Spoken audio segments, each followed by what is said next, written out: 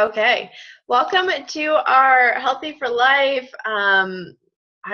Blue Life training. There's like a whole bunch of teams put together on this call tonight, and I'm really excited to have everyone here. A little Whip for Life added in there too. And so I just wanted to welcome everyone. And so tonight's call is going to be a lot of fun because, as all of you know, there are more ladies in this business than there are men. And so tonight we're going to let the men step up and have the spotlight and share some awesome stuff with us that they learned at the Men's Leadership Conference in Dallas. So I'm going to go ahead and turn it right on over to them. Your guest speakers tonight are going to be JP Cooper, Travis, Jack, and Andrew. And they're actually going to go in that order. So I'm going to go ahead and just turn it over to JP. What we'll do at the end, we'll let all four guys get all their good stuff in. Feel free to take your notes and do that. And at the end, we'll open it up to like a question and answer format. So just hold your questions. You can even write them in the little comments where it lets you chat in the bottom so that they can go back and touch base on them afterwards too.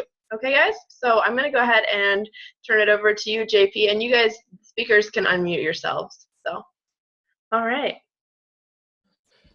All right, welcome everybody. So first off, make sure that you have something to take notes with. You're probably going to be bombarded with so much information you won't know what to do with. It was bad enough that they squeezed all this information into one day for us, but we're going to try and squeeze it into about 40 minutes for you. So I'm going to talk fast, and I'm glad we're going to have a recording because you probably need to watch it a couple times because there will be a lot of information. The part that I'm covering is I'm going to go over basically the first three speakers or so of the event. The very first one that started it off was Tommy Migrant. You may know him. He's been on some Super Saturday videos. He's in our Coach Training Academy in some places. I know the 5-step invitation guide was a big thing that he did. But he's pretty common throughout the publications from Beachbody. But one of the things that he talked about a few things, but one of the things I'm going to talk about specifically was he said that a good coach doesn't coach people. He makes them better than what they already are. So don't force them into your game plan. Don't force them into what you're doing. Make what they're already doing better. And that was one of the things that one of his key points that he wanted to talk about, because a tendency for new coaches especially is you start reading the stuff from these successful coaches. You start reading stuff from the Coach Training Academy. You listen to PD, or you read PD, and you want to implement it right away. And so you want to take these people and you want to make them do exactly what you read because, hey, it worked for this author, it worked for this coach, it's got to work, right? But it's maybe not necessarily the natural feel for that person. And so you end up in this whole flux where it's not really them and you're trying to force them to be someone they're not. So he said, don't do that. Try to figure out why they're in this business, what makes them tick, what their values are, and then push those things to make the strengths that they have stronger. Given that, he also talks about having a team strategy or a team playbook. He's a football coach, so a lot of references and the conversation was football oriented, which of course, as having a room full of guys, we got it. So one of the things that he talked about was pick an offense, pick a playbook, and stick with it. Maybe you won't return the initial results that you necessarily you're looking for, but be consistent. You hear that a lot. You may have heard that before. Be consistent. And if you stick with what you're working on, what you're doing, eventually it'll pay off. It always does. And the guest speakers that we saw were proof of that, because no two people did it the same, but they were all vastly successful. So I don't want to go too much into what he said, but there was one additional thing, and I think it really plays into the next speakers that I really want to talk about, which is Keith Callahan and Bob Lucido. But he talked about a belief bridge. And a big part of any venture in life, it doesn't matter if it's Beachbody, a hobby, a business, you got to believe, because belief in yourself breeds belief in others. If you don't believe, then they won't believe either. And Bob and Keith, when I get to that, it's a prime example of it. But he has 3 steps into believing in yourself. The first one is you wake up in the morning and you say, I should do this, should do this, should do that. Have you ever done that? Have you had that conversation with yourself? I should. Okay. The next step is I can. And it's I can do this, I can do that. It's the next progression from should. And then, of course, the final state is actualizing it. I will do this. I will do that. And that will step is so important because, all the coaches that we have on here, the ones that have been successful, the ones that you're probably trying to emulate, they didn't get to where they're at by, being wishy-washy or being half invested in it. They didn't wake up in the morning like, I should probably talk to a few people today to see if they're interested in the challenge pack. They said, I will do these things. I have these steps that I'm going to accomplish today. And it's will. It's that strength, the inner strength that they muster to make sure that the job gets done. And that's when you've crossed the belief bridge. That's when you're on the other side. It's instead of looking across the bridge and saying, I should, you're standing on the other side, leading the way, saying, I will. And that's really important because the next speakers talk about belief being the first step. And their own personal stories really significant, or are really significant, that the belief is really significant in their story. Because Bob was actually a coach first. And it was rather funny because he talked to Keith about it 3 times, and Keith basically told him that he was out of his mind, that this was a scam. He was an idiot. He's like, dude, you have this family, you have a great career, you are going down the wrong path, dude. And it was because Bob didn't have that belief in Beachbody yet. He liked it. He liked the products. He was getting in shape. It was something that he enjoyed, but he didn't have a belief in the business side yet. Well, they showed a video that he made after Summit 2010. So this was like 5 years ago. But he made this video, and you could just feel the belief pouring off this guy. I mean, it was pretty cool video to go back and watch, because this was before he had ever gotten started. I mean, he was barely a new coach himself. And you would have believed that this guy was already, Millionaires Club by the way he talked. And that was because of the belief that it was just, exuding through the video. So he gives Keith a call, and he's like, look, dude, I know you don't want to talk to me about this, but you wouldn't believe what I just experienced. Hear me out. And Keith said the big difference in that phone call, when he listened to his voice, when he heard his message, when he just felt through the phone his belief. And it was because he finally believed in what he was talking about, what he was doing. And so Keith says, all right, tell me a little bit more about this, and we'll proceed from there. Well, guess what? They're both members of the Millionaires Club, and they're both each other's coaches. So it's something to keep in mind, that belief is a very strong factor in not just your success, but the success of the people in your downline, the success of people on your team, the success of the people that you interact with, and not just with Beachbody, but just with life. So we'll start with the belief, and then that was actually the first of Keith and Bob's 4 pillars of success. So you can write these down. They have 4 pillars. The first one is belief. The second one is called the skeleton. The third one is how they built their structure. And the fourth one is leaving a legacy. So their motto when they got started was, don't just earn an income, leave a legacy. And it was so important that they made that their identifying synergistic call to their whole team. They didn't want people to come into this to earn an income. They wanted people to get into this because they wanted to leave behind something. And actually, Tommy Migrant had a short story about that, where when his wife was pregnant with their second child, he had a cancer scare. And he started to think to himself, if I died, what would I leave behind? What would I leave for my family? Where would my family be at if I died 6 months from now? And he kind of talked about like a 6-month scenario.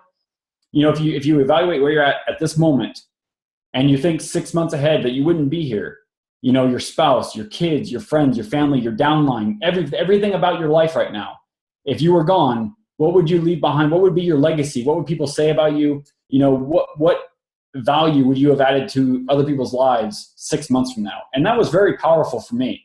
And it was a very powerful thing. And Keith and Bob sort of intensified that with being their sole focus in their speech. So I've already gone over belief.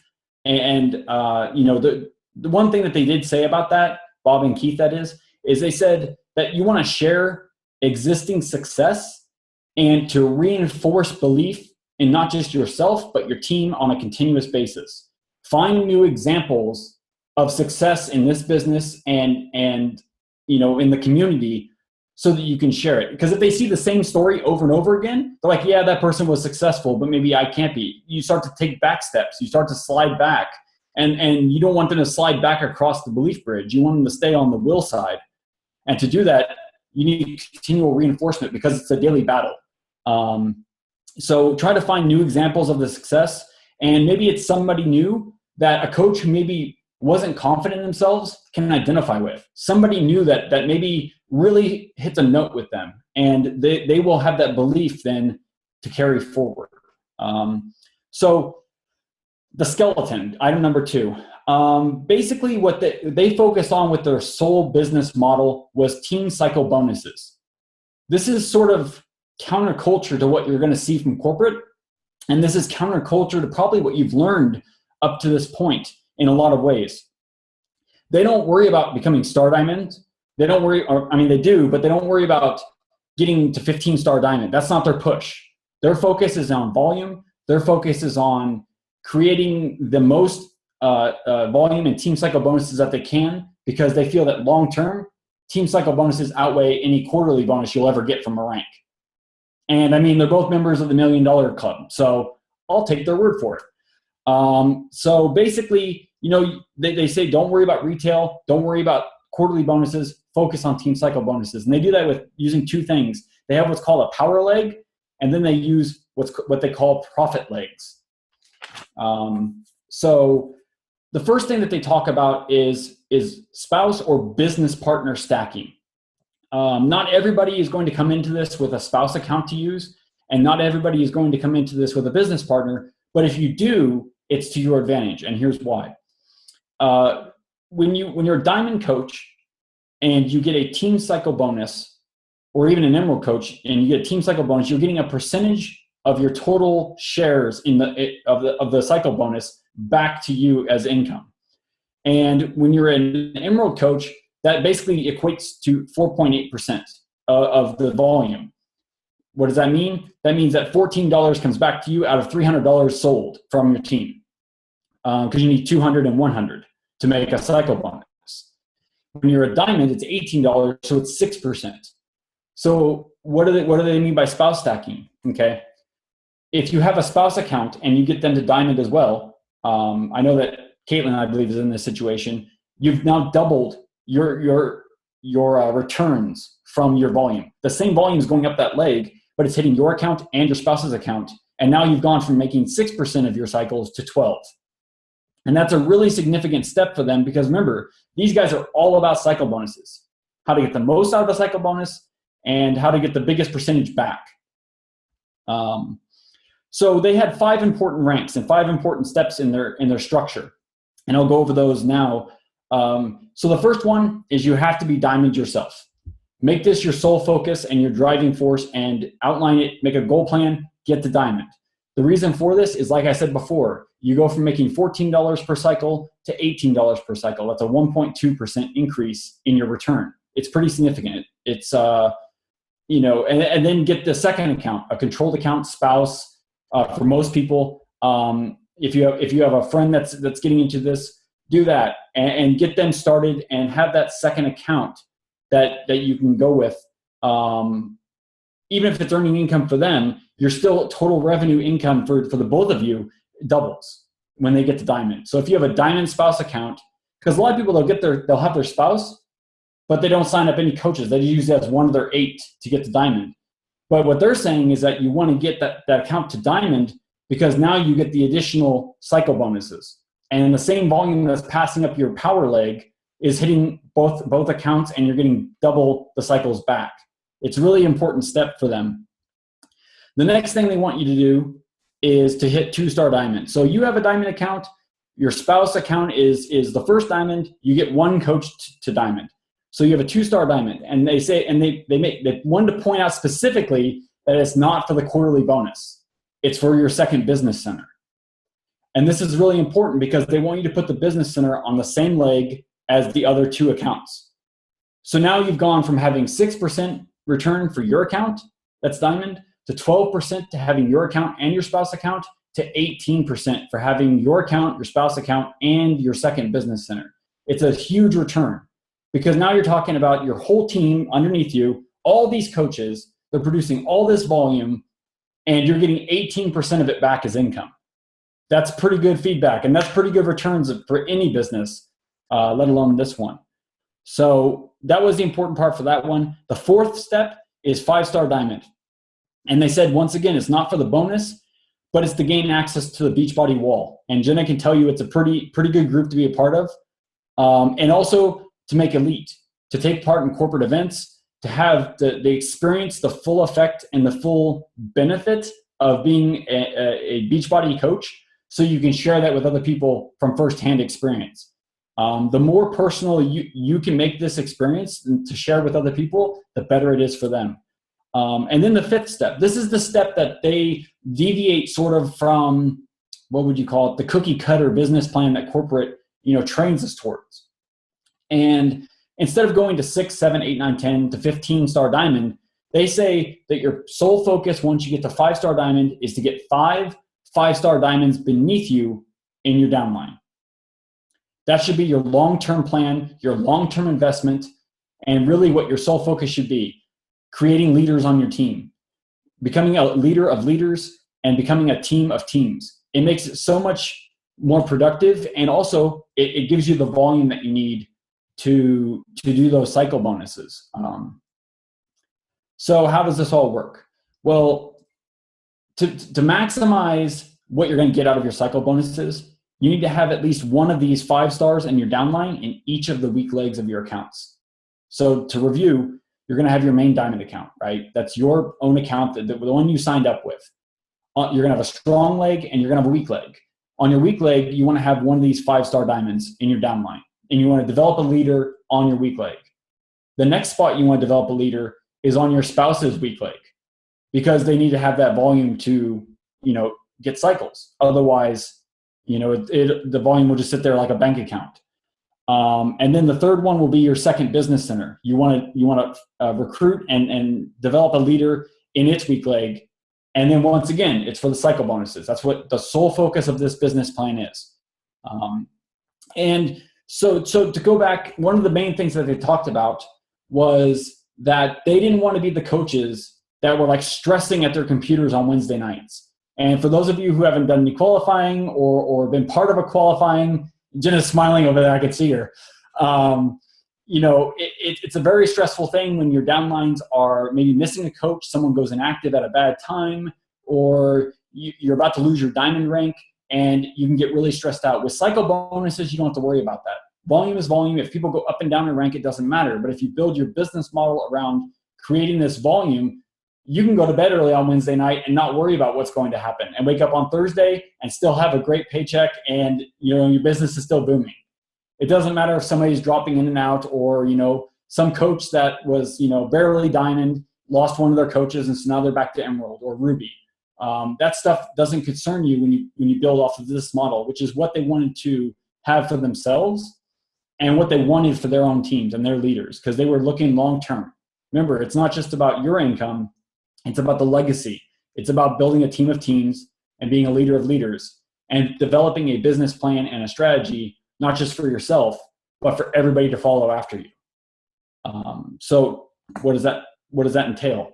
They have a series of steps that they wanted to talk about. I went into the ranks a little bit earlier than they did, just to kind of get that out of the way, because it's the long part. But they said, number one, you have to make it a research project for yourself to understand the business model, to understand how Beachbody works, and how to maximize your income with this model. Does everybody know what a multinodal binary tree is? Anyone? No? Jack, he's got it. That's our business model. That's what, when you look at the graphical genealogy, that's what we have.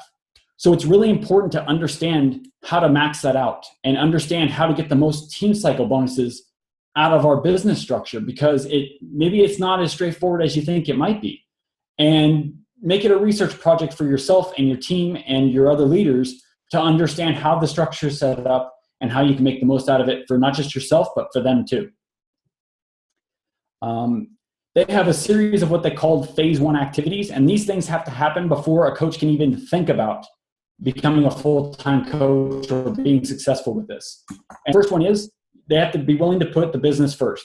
And this is a tough one for a lot of people, because, How many of you, when you've been asked to put the business first by your upline coach or an upline diamond or even yourself when you're doing the self-talk, and you come up with excuses and reasons why you can't? I have a full-time job. When I started as a coach, I was also a full-time student.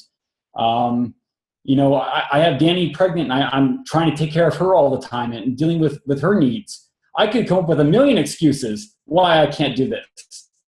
But until I'm actually willing to do it and put the business first, it's just not going to happen. I'm never going to get past phase one. It's just not. And that's what has to happen first. And you'll hear this from Andrew, from Jack, from Travis. Every single speaker said that if you're going to be successful or not successful, it's all up to you, and you have to be willing to make sacrifices. If you aren't, then it's never going to happen. And then they were very blunt when they said that. They just said, you're going to fail if you don't make sacrifices. So you have to be willing to put the business first. The second, you want to have a team synergistic daily disciplines. What does that mean? That means you need to have a group of daily disciplines that you do, your personally sponsored coaches do, their personally sponsored coaches do, their personally sponsored coaches do, their personally sponsored coaches do. I can go on and on and on. But it's basically a structure that your whole team is devoted to and dedicated to, and no one deviates from that.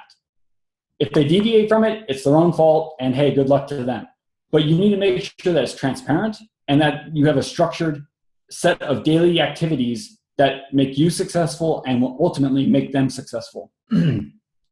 A good example of this was, I think a while back, we had the picture, Jenny, and is it still in the group? You made that like blue one, the daily disciplines or whatever. Yeah, there was one of those. You can probably find it in the photos of Healthy for Life. And it's got a basic rundown of daily disciplines, of daily things you can do to move your business forward. You can use that as an example. You can plagiarize it, whatever. Just use something that you can put into your team page to move forward. And that was important. The last one is structure and planning. You got to be able to systemize and duplicate everything that you do.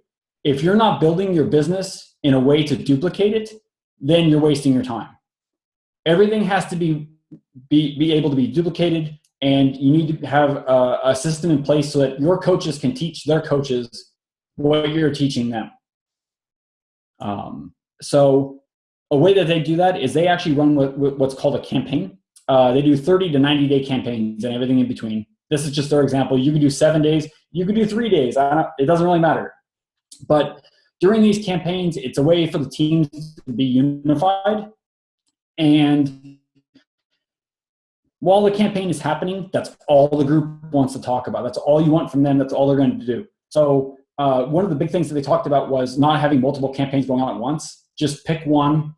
Like, for example, right now we just started one. It's refer 3, get yours for free. And we're going to do a 30-day campaign, and that's what we're going to focus on. And everybody who's on our team is going to be doing this, and that's what we're going to focus on and help them proceed on with this campaign. So that one thing that I want to go over with that, and that's pretty much what they talked about in their dialogue. It was like an hour and a half. So I tried to sum it down as much as I could. But one myth, and they actually revised it. So it's the E-Myth Revisited by Michael Gerber. And they built their entire business model off of this book. I don't know if you can see it, but that book is what they built their entire business model off of, and it's how they designed everything. So that's pretty much it for me. I think next up is Travis. Yep, Travis, it's all you. We just watched you fold your laundry, so we know you're good to go and multitasking and good at that. So we're excited to hear from you. And you just have to make sure you unmute yourself so we can actually hear you.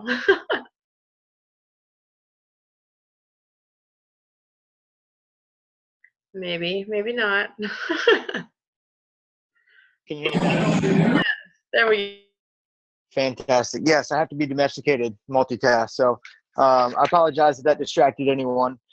JP, that was awesome. I actually retook some more notes. As my ADD gets the best of me, I missed some of that. So that was awesome. So I'm going to talk about PJ McClure and kind of what he discussed. I could go on for probably hours on what he discussed, but it really was tailored more towards men. That's where they kind of started digging deep into, men and building up the manly leaders, if you will. So obviously it's not necessarily the audience this evening. But the biggest thing that he talked about was 5 passions of manhood. And really, this is the 5 passions really for anyone. I'll list the 5 and then I'll kind of dive into each one separately. The 5 passions of manhood. First one was adventurous spirit, entrepreneur drive, gallant in relationships, faithful in character, and I can't pronounce the last one, but basically it's philanthropy. But yeah. So anyway, so the adventurous spirit, basically what it talks about is, men want thrills, and I feel like women do too, to a certain extent. You've got some that, you see at amusement parks. They're the first ones in line. They're the ones riding in the front row. They're the ones, I see them all the time out shooting guns, or, so I think it's within all of us that we all have a thrill. We all want to do something exciting. Now mine ends at jumping out of airplanes. I haven't found a good reason to do that yet, but, I'm looking for a thrill, looking for excitement. And so he kind of went into often like a little bit of a tangent about the adventurous spirit and how you have to manage that properly. And if you don't, it could be very dangerous. And he gave the example of the number one reason why men have affairs is risk and adventure. And so that's one of the things is it's not, most of the time if you ask a man that did that, it's not he fell in love with his wife, or it's just he was looking for something different. He was looking for that adventure and that thrill. And so that's why he was talking about you have to nurture that and use it properly. If not, it could be used destructively. So, and then the next one, that's kind of really it there. Again, he went into more manly details, if you will, in that area. So I'll kind of leave that for another talk. The entrepreneur spirit or the entrepreneur drive is basically fixing stuff. We were created to be entrepreneurs. This country was founded by entrepreneurs for entrepreneurs. And so, he talked about a lot of that's not even taught in school. You're taught, go to college, get a degree, work for someone else, which is why there's a lot of dissatisfaction in jobs nowadays, is because people know that they're leaving stuff on the table. They're building someone else's dream. And so that entrepreneur drive is fixing stuff, doing it on your own, building something that you can be proud of, building that legacy that JP talked about. They really did weave that in and out of the whole day of leaving a legacy, not just, creating an income. And so, and obviously women can relate because you talk to your spouse or your boyfriend or even your dad, or you talk to a man about something and all you want to do is talk. That's all you want to do. And before you're even halfway through, the man's like, I got the answer. I can solve your problems. I can fix every problem you've got. And you're not even halfway done yet.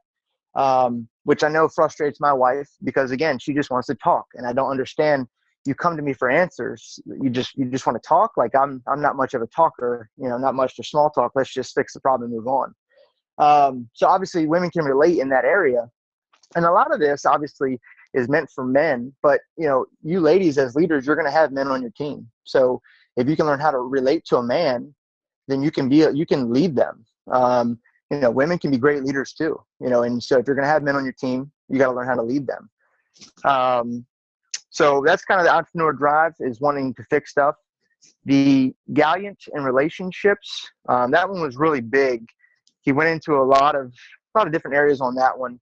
And, he talked about the word gallant isn't used very often anymore. And when you look up what it is, basically, lion-hearted, fearless, brave, and then kind of the relationships part, princely, honorable, thoughtful. So when you put those together and, again, in this business, there are going to be a lot of women. So as men, we need to learn how to lead women, and building those relationships. Guys can get together, tell each other kind of straightforward, hey, here's the deal. You're screwing up. Step it up. Let's go. And there's some women that you can do that with too. But for the most part, you kind of have to, like I joke around with my wife, you kind of have to sugarcoat things. That's the way she receives it. That's the way I'm going to give it to her. However it's going to get the point across to communicate. Little side note, John Maxwell wrote a book, Everyone Communicates, Few Connect. great book, because it's so true that everyone does communicate. Your body language is communicating, what you're saying. And my wife and I talk about this a lot. Like, I'm hearing what you're saying, and I feel like I'm listening to it, but we're just not connecting. We're not understanding where we're trying to go. And so relationships is huge. And if you're going to be successful in life in any endeavor, but especially this one's built on relationships. And that's kind of a weak point for me. That's where he kind of spoke right to me. Not that I don't want to build relationships or I like the relationships I have. But I think part of it is I'm satisfied with the relationships I have. I'm satisfied with the 3 friends I've got. It's not wanting to put myself out there for more friends. I'm an only child. I'm kind of a loner. So it's getting out of that comfort zone. So when he went through that, I'm like, all right, I got it. Relationships. And I know Jenna has talked to me about relationships. I just want to say, hey, you want to get in this business? You want to get fit? You want to make some money? No, great. Okay, move on. Of course, everyone's going to say no. So it doesn't work very well. So, you got to build those relationships, build those friendships. And so moving on to the faithful and character. So basically, obviously you talk about being faithful. You can be faithful to God, faithful to your spouse, faithful to your job. You're faithful. Well, what does being faithful mean? And to me, being faithful means that you can be counted on. You're faithful. You're there. People know exactly what they're getting. They know what they can count on. Hey, I know Travis is going to be here 15, 20 minutes, 30 minutes early. I know he's going to have this type of mindset. He's going to have this type of attitude. So it's being the same person day in and day out, being faithful to who you are. And that goes really in line with the character piece as well, because kind of what is character? Character is who you are when no one's looking. So again, I'm doing the right things regardless of who's watching me. I'm thinking the right things. I'm reading the right things. I'm listening to the right things. I'm doing my workouts. I'm drinking my Shakeology. You don't post about Shakeology every day, but you're doing it, and everyone on your team or your potential customers, they all can tell that you're doing it because that's just who you are. You're faithful in that area. So basically, the character piece of that is, if you don't have great character within an organization, the organization is going to crumble. You look at any business out there, and obviously 2008 changed a lot of things. Not every business that closed was due to bad character or bad business decisions. It just was kind of the time that we were in. But aside from a major issue like that, if you look at an organization that has fallen or a relationship that has failed, it's mainly character. Because again, it's who you are when no one's looking. So of course, when you're in front of your spouse, when you're in front of your team, you're this, beautiful, perfect person. But really it's just a facade. And at home, you're nothing like that. You're screaming and shouting at your spouse. You're, beating your dog. You're kicking your kid. You're not living up to. Basically, you wouldn't be doing that stuff out in public. And so eventually, that stuff's what's in the dark is gonna come to light. What's in your heart, what you put in your heart, is gonna come out. And there's scripture that goes with that. I'm more of a paraphrase kind of guy versus quoting scripture exactly. But whatever you're putting in is going to come out eventually. And so again, if you're negative, eventually that's going to come out. And eventually your team's going to be like, wait a second, this isn't who we thought this person was. I can't follow him anymore, or I can't follow her anymore.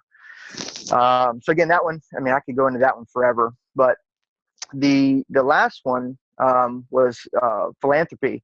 And basically philanthropy, obviously is donating money, but can also be donating time. And some of the things that I wrote down that kind of spoke to me was, having more than enough so you can give to others. And, basically you're blessed to be a blessing. So another way to think about that is you're being a river versus a dam. God's trying to flow money, resources, assets, skills, talents to other people. He's trying to use you to reach other people. If I sit home with this gift and I don't share this with my Facebook community, with my community, with my church, with my work, with the people that are around me, I'm being a dam. I'm holding up the assets and the skills and talents that God has given me. So I'm not fulfilling my role. I'm just damming all that up. Same thing with money. If I'm blessed and I have a great job and I make great income, kind of like what JP was talking about with the business. If you structure your business and you make a great income, that's great, but you're damming it all up. So you can't get any more. If you want more, if you want increase, you've got to be a river and let it flow through you. Basically, it's from one hand to the other and out, so that more money can keep flowing through you. And again, it's more than just money, but obviously money is important. You know, we're in business to make money. I mean, there's no secret about that, but you're also changing lives. And so sowing your time, you know, if you dam up your time and you're just, and I struggle with this one, you know, I deal with people all day. When I get home, the last thing I want to do is invest my time in other people. I mean, I invest my time all day into helping put out fires and helping people financially and all those things. So, but I had to change that mindset of I'm damming up my time. You know, whatever you sow, you're going to reap. So if I sow my time into someone else, well, then I'm going to have my time like Jenna does to create her schedule the way she wants. So if I want time, I've got to sow time.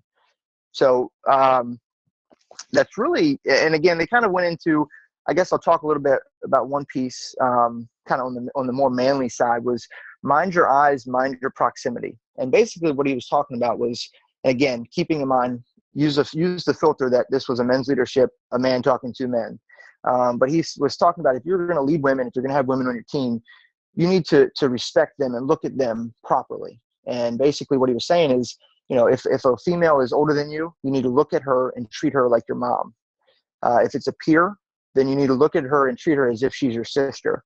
And if she's younger than you, then you need to look at her and treat her as though she's your daughter. And so it really spoke to me, and not in a weird way, but just, you know, when I started getting fit and really changing my life, I started on Instagram following, you know, these bodybuilder fitness women. You know, that's what I did. For some reason, men didn't motivate me. I don't know. You see these guys with big muscles, it just wasn't very motivating. So, and I don't know why, and I've talked about this with my wife, and so it's no secret, I don't mind sharing it, but it's just watching a woman work out, and I think it's kind of that competitive desire. It's like, man, if she can lift 400 pounds, I can. You know, if anything she can do, I can do. And I think that's part of it. And then also it was the psyche too. You know, basically, you look at how fit she is. If I want to be as fit, and not that I'm looking to attract anyone, but that was the mindset of, I want to be the fit person that would attract someone like that. Again, kind of screwy, but it's helped me achieve my weight loss goal. So, but what I did is when I got home from that, I unfollowed all those females on there, because I realized that it was teetering on the line of borderline of basically being weird, if you will. And so it's like, you know, I'm looking at these people all wrong. And if I'm going to look at these women on Instagram that way, well, then I'm going to be judging the women that are on my team that way. And I didn't want that. I don't want that female to get the wrong idea of what I'm trying to do. I'm trying to approach this from a business perspective, from a friend perspective. I don't want that person to be creeped out like, oh, is he checking out my workout videos? Is he check? So I wanted to kind of fix that before, you know, it became a problem. And so I unfollowed all those women on Instagram, and was like, you know, I'll find something else to motivate me. So it kind of spoke to me. And again, the ladies on this call are going to have men on their team. They may struggle with that. So it could be something that you may have to help out with, or you may be going through it too, where you're looking at men the wrong way. So it's not just a you know, male female type thing. It could go the other way too. Now, if you're single, you know, look all you want, but from a married man's perspective, I had to fix that. And, you know, my wife was fine with it, but she's more fine with me not following those ladies on Instagram now. So I kind of follow her on Instagram and want to perform for her. But so that's kind of the again, getting into more the manly aspect, if you will, but it was something that really hit me hard, along with the 5 passions of manhood. So it was a great weekend. I got to finally meet everyone in person. So it was my first big event. And, you know, as a man raised by a single mom, I love a chance to get around other men. So it was really refreshing. Thank you so much, Travis. Oh my gosh, I took so many notes. That was really awesome. Thank you so much. It's like a lot of fun watching you grow in your journey so far with our team. Like, I love it. So thank you so much. Absolutely. Thank you. Okay, Jack, you're up next, but we can't see you. Do you know that? Oh, there you go. Oh, there you go. All right, take it away. All right, sounds good. Great job, Travis. Took some more notes just listening to all that again. So that was awesome. PJ McClure was a good guy, and he has a YouTube stuff. So definitely go check out his channel and all of his other stuff. So what I'm going to talk about, Bo Eason. Bo Eason was a professional football player back in the 90s, and then he ended up getting hurt. And he then decided to go into acting, and stage acting, not any acting, just stage acting. And he spent the next couple decades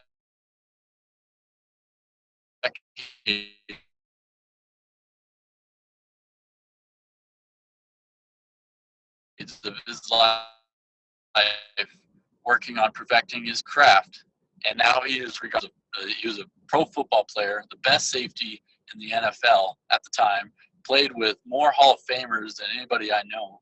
And then after getting hurt for the last time, he went and traded his craft and totally remade himself. And now he can capture you with the story better than anybody I've ever heard speak. It was amazing. And I went and looked up his YouTube stuff afterwards this last week, and you feel the same rush, the tingles, you name it. Like, this guy can capture you through camera if he wants to, and it's basically the same story as what he told at the conference. So I would definitely check him out. But he was talking about building your story, your personal story, and that's what he did. Like, all he did was get up there and give his personal story, and we were able to relate to it as an audience. The more personal it got to concerning him, the more I paid attention, the more I was able to relate to what he was saying. And, overall, it was just, he's a fantastic storyteller. But so he wants us to create our own story. And by sharing personal, intimate details that make the story yours. And he says that by doing this, people are more likely to attach themselves to your story through those personal details. He gave the examples of, when I was 11 years old, my dad had the roughest hands. He was a farmer. And immediately you're not thinking about his father, you're thinking about your father and what did his hands look like. And you attach yourself into that story and you become the character more so than anybody else. It's no longer his story, it's your story, and he's telling it for you.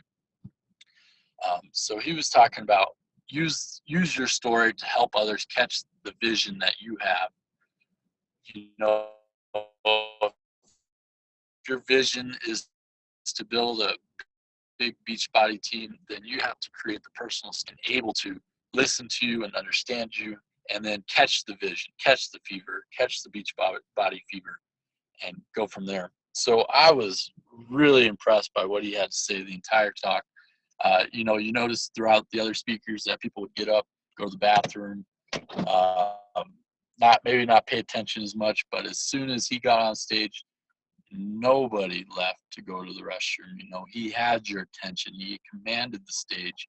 He didn't let you look away. And there was no reason to get up at that point. You wanted to hear what he had to say next. So he was honestly one of the best speakers I've ever heard. And when he finished, he started talking to us men. And what he was going through was that men are predators. We are the strongest, most honorable predators that are set on this earth. And he talks about how the media is attacking manhood, and now a predator is somebody who goes outside of social boundaries and sexual abuse or child abuse or abusing their power as a predator. And so the media establishes predator as a bad thing, when in reality it should be the highest honor that a man can receive. And so if you're a predator, people understand that you're dangerous. But if you're an honorable and good predator, then you are the man that women and children look up to for safety, and those who would abuse the power cower away from. And he called every single one of us men to stand up and quit whining, quit apologizing for being there, and own the stance that you have, whatever your job is, whatever your family life is, own it, become the man, become a predator, and stop apologizing for being that man, and take back the ferocity, strength, and the fire within that God gives in each of us. It was amazing just to hear him inspire over 450 of us guys just to do that. And he talks about how, we have this raw masculine instinct, and he wants every man to truly find that and become the powerful, strong, honorable, courageous predator that he knows they can be. And that really spoke to me, and I've carried that into what Josh Spencer calls the caveman groups. And I recently just started a caveman sort of group, and it focuses a lot on finding that inner strength, that raw instinct, how to be truly a man who is not afraid to stand up for what he believes in, who does not apologize for the stance he's taken. And so far, I've seen some great responses from the guys that are put in, and I want it to grow to where guys can come and be free to be men without being afraid of somebody on Facebook criticizing them for being strong or courageous or having the view that they have, if it's against what the media says or what the rest of the world says, but have that chance that they can express themselves fully and not be afraid to.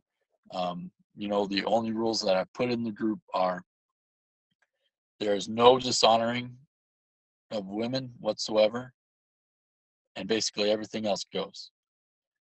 And I don't care if these men cuss, if they create a video, or whatever they do, as long as they're intentional about it and they're not just ranting. And if they do anything outside of those boundaries, they're out of the group immediately.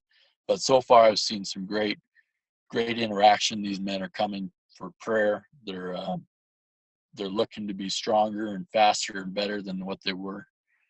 They're more willing to take risk, I believe. And this is just from a week of doing it, and it's been exciting to see. And what I really want to do with this group is inspire the legacy, the chance that they can build a legacy within their families, within their friends, and their own lives, that they can just leave a legacy that is strong, that people look back on them as a true man that wasn't afraid to back down off of anything. They accept those around them, but they push them to be better. And I think that's what I want from my friends and my family. So that's what I want to pass on to these guys. And the next step in this group is to have these men create a dream and then attach it to their molecules. That's what Bo Easton was talking about. Have that dream, have that personal story, and attach it to yourself so much that you can, on the spot, come up with your story, with your dream, with your vision for you and your family, that it doesn't take a lot of thoughts or a lot of preparation. You know it so well because it is you. It's inside of you. It's around you. It is you. Your story is you, that you can come up with it immediately. If somebody asks you in the elevator, who are you? You can say without a doubt, I am a man. I am a predator. I am strong. I am brave. I am honorable. And I am here to not allow evil to reign. And that has to carry it over into our business as Beachbody coaches, as men. Because if we allow the stereotype of the woman gets all the clients because they are a woman, then you are allowing evil to reign and letting media take over. And guys have to just be like, hey, this is my business. I'm going to take care of it. I'm going to make it work. And I'm going to push through it. I'm going to find those who want to create a legacy just like me, and not let excuses get in their way. So I'm excited to see what's going to happen. Another thing that Bo Easton really talked about is that what you can do is ask those around you maybe, or find the predatory animal that you want to emulate. You know, I asked Casey, my fiance, you know, what kind of predator animal am I? And she said a lion. And so what are the characteristics of a lion that that that I want to see?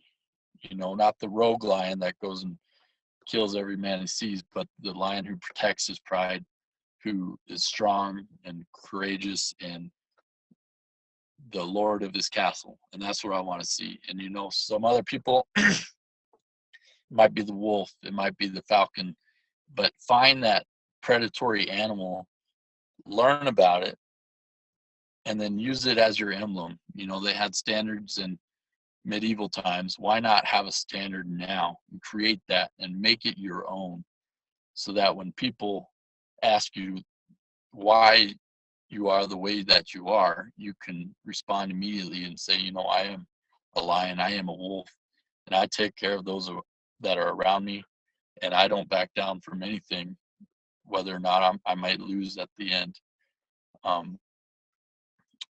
You know, I'm excited for that conference, and that's about all I got. And I'm sure I could keep going on and on, but I think it'd be good to let Andrew go for it.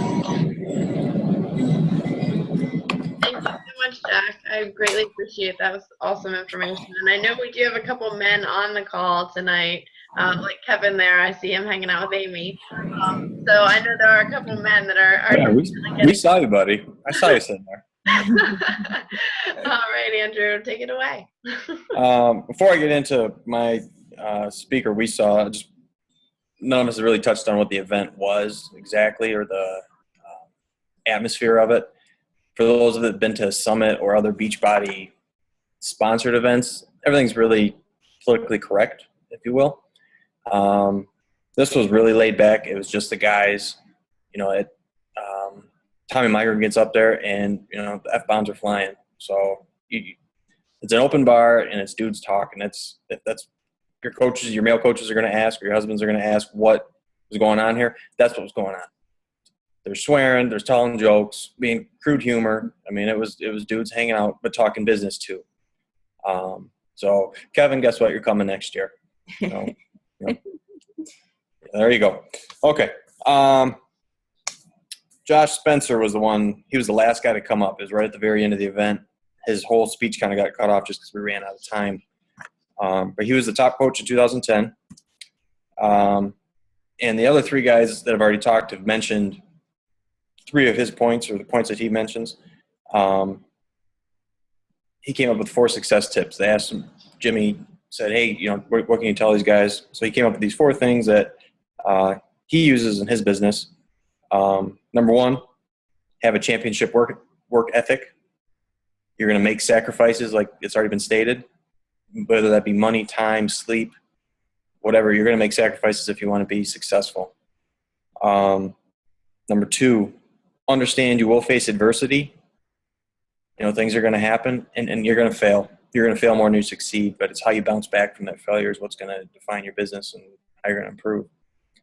Number 3, relate and connect to your market. So to backtrack, you need to make sure you have identified your market. You know, Jenna and my market are going to be completely different. You know, she likes Siren, the puppy, and I like, you know, football.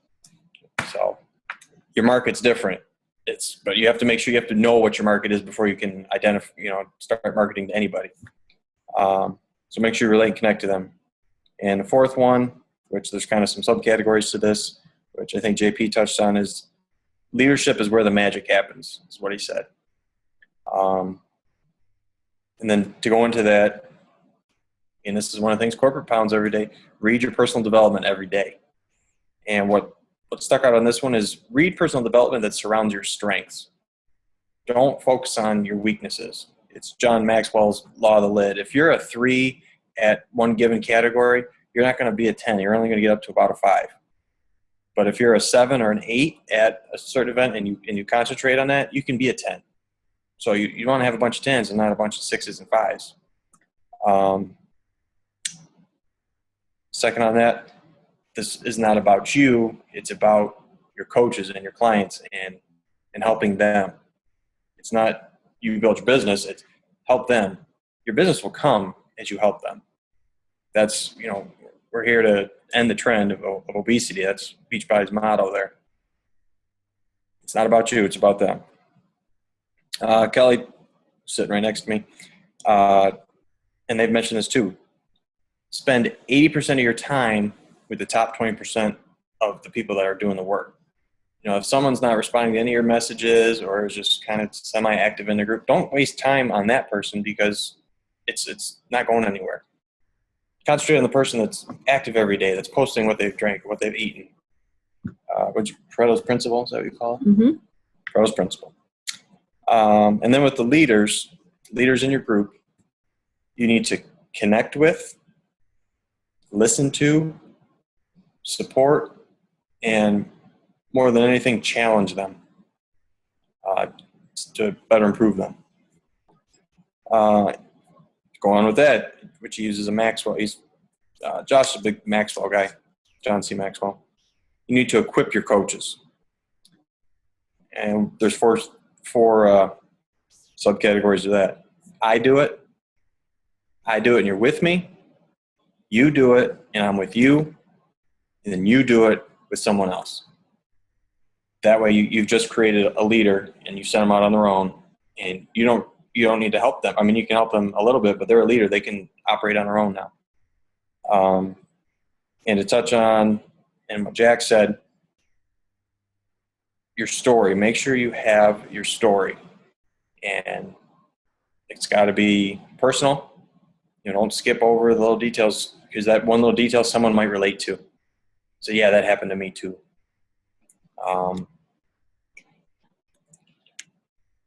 You really?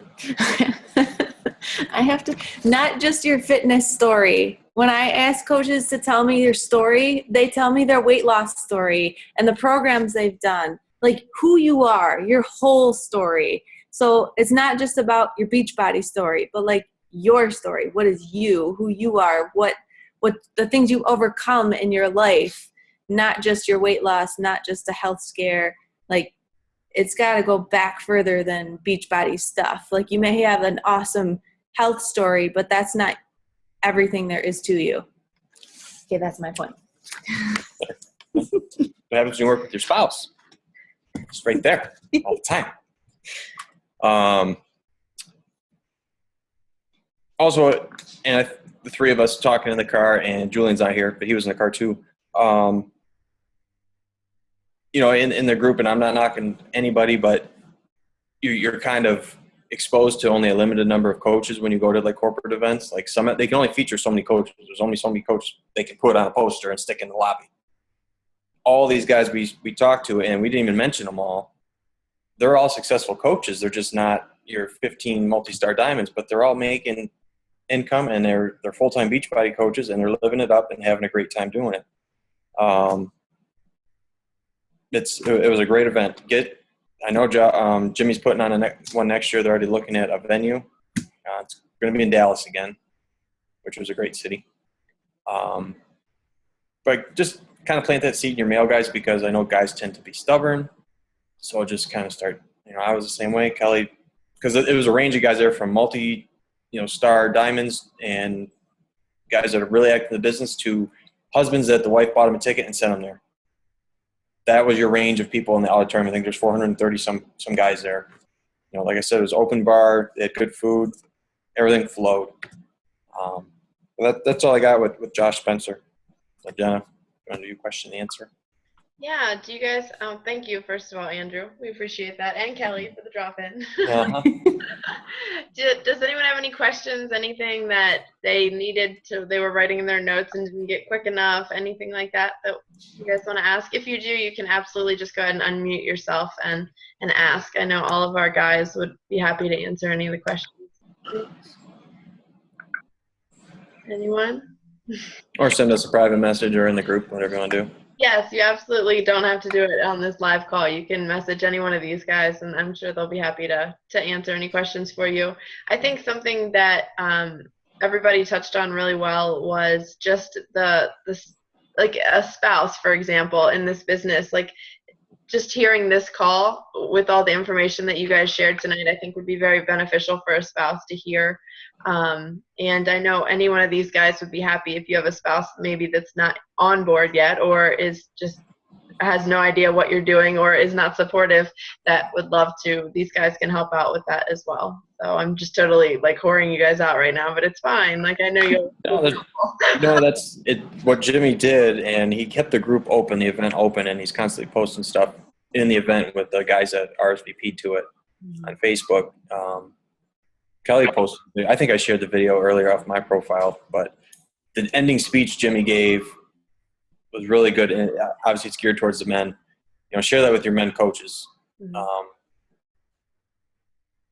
He swears in it, so if your kids are around, but it's geared towards the men, and he really wants guys to take the lead, because no offense to women, but that's all you see at Summit is, Beachbody corporate decides who's going to be the popular coach. It's not how hard you're working. They decide, okay, this person's there, they're going to be the popular coach. Yeah. Right? So there's more out there than meets the eye. And I think that opened up a lot of guys' eyes at this event, seeing all those men up there. I know it opened mine up.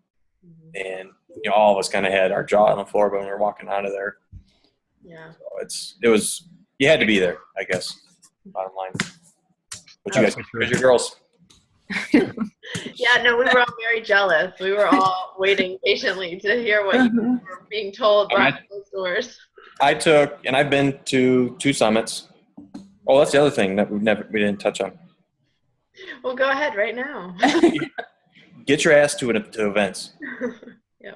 And at Summit, Super Saturdays or Sunday, Saturday, whatever day it falls on. If your coach is hosting an event, get to these events. It's going to bolster your belief in yourself.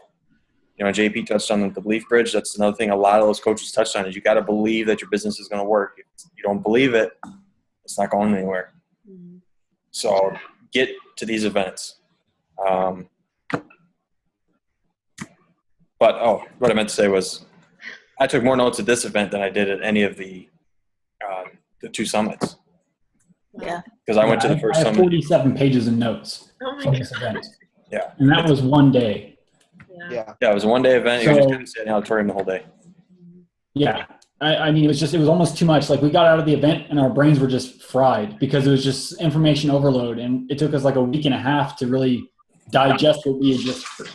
That's why I went to Smash Burger. Smash Burger. But there is one additional thing, and I think that nobody touched on this because we kind of skipped over. There were 2 panel meetings where they had a bunch of coaches up there at the same time, and they interviewed each one of them kind of in a questionnaire format.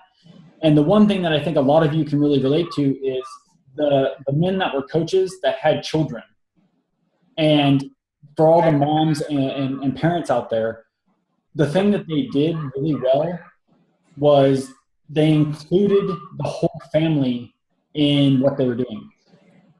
So one guy, Robert Hutchins, talked about how he told his kids what his goal was. And he says in a year, Daddy's going to be a 15-star diamond.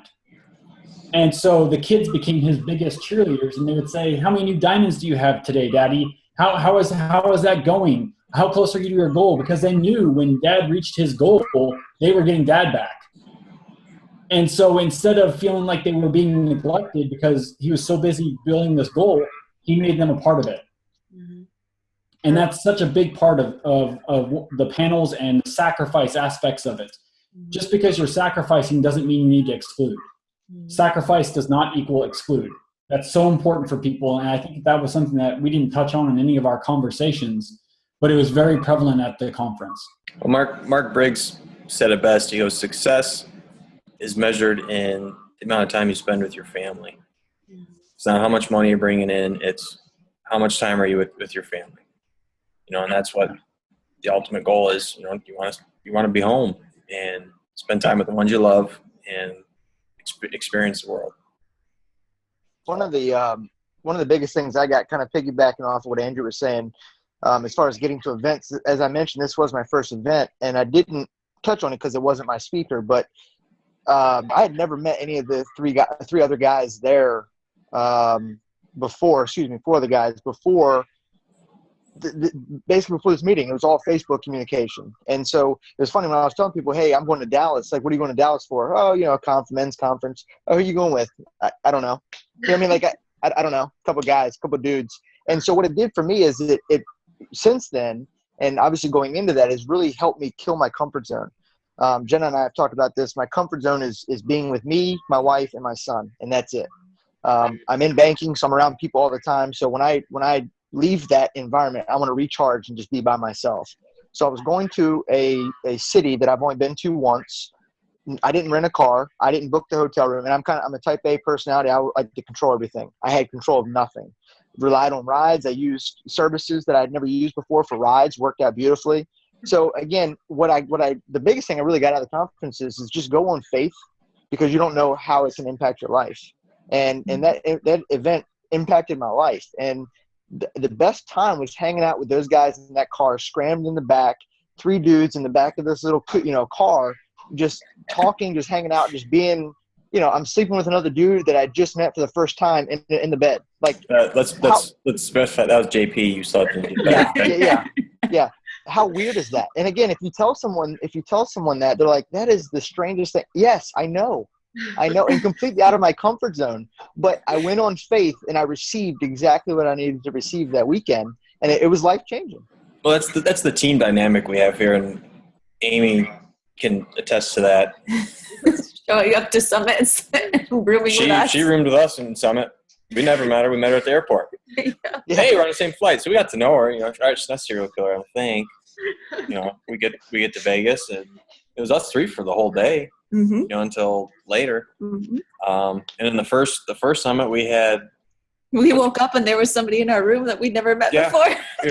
And in my line of work, that's not cool. But yeah, that's you just kind of happen with Beachbody. Everyone's here for the same reason.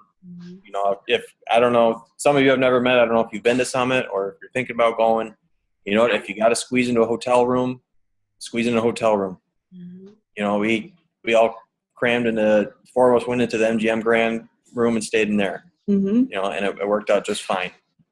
Everyone's here for the same purpose, to improve your business, and you just gotta get there, I guess. Summit is life changing. We said that at the Gatlinburg Summit, and when JB was the moderator of the spouse panel.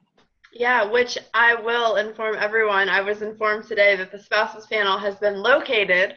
Where was it? It was in the bottom of the styrofoam cup box. I don't know how that happened. But the drive that has the men's panel that we did at the Winter Summit with Andrew and Mike and Mark has been located. So as soon as I have that footage for you guys edited, we will share that with you, because that was another great men's speaking event as well. It was. Yes. All right. Any other questions, ladies? Nothing? Questions? What do we have to go read? Any comments? Any thoughts? Anything else? You all rocked. That's about it. Thank you. Yeah, I agree. That was very informative. Oh, Jack took off. Mm-hmm. I know. Well, I think they were going somewhere or something. So. Wedding registry stuff. Oh, yes. All right, important guys. stuff. It is. Well, I want to thank all of the guys, including Jack, who's not on the call anymore, for a great call. This was fantastic. It was very informative. I'm really grateful that we have you guys on the team and that you are here tonight to share all your good information with us. And everyone else, thank you so much for taking the time out tonight to jump on the call. I did record this, so I will post the recording and the YouTube link as soon as it uploads, which is going to take forever since it's a long call, but that's okay. And share this with your teams, especially those of you that are growing teams that are, you're going to have men that are coaches that sign up too. So this is very beneficial for everyone that's a coach. So thank you guys so much, and have a wonderful evening. Good night, guys. Good night.